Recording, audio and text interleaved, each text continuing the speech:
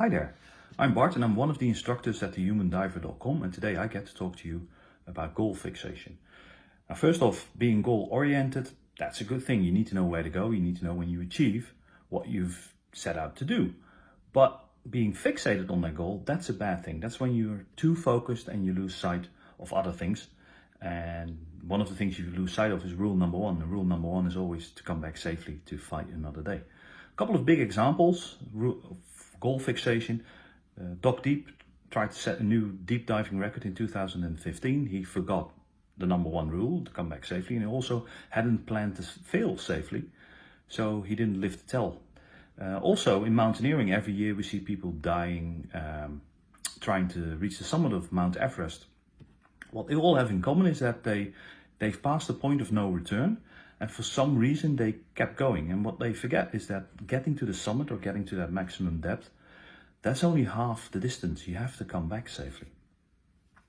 So why do people get sucked into this? Well, maybe not you watching this right now, but a lot of people are very sensitive to recognition and to being remembered, glory, fame, awards or rewards in one way or another. And some diving agencies actually promote goal fixation as well, by handing out certificates and awards to the most productive instructors, the people with the most certificates.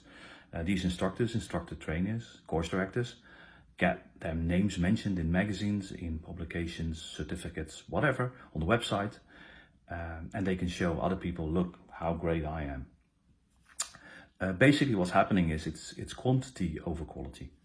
And what we have to remember that in diving, there will always be someone who dives a couple of feet or a couple of meters deeper than we do.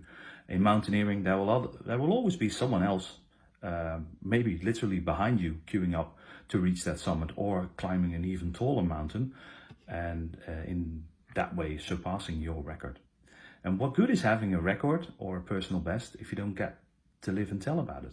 So how do we prevent this? Well, the trick is to have the right people around you and the right atmosphere, something called psychological safety or a just culture, and Gareth will talk more about that in a couple of days' time. Also, there should be no punishment for speaking up, and no fear for pointing things out to the leader.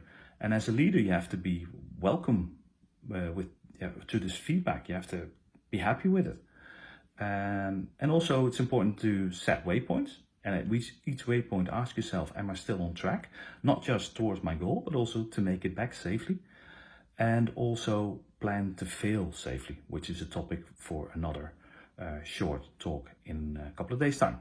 So what does this come down to? Reposition your focus, not on the record, but on coming back safely.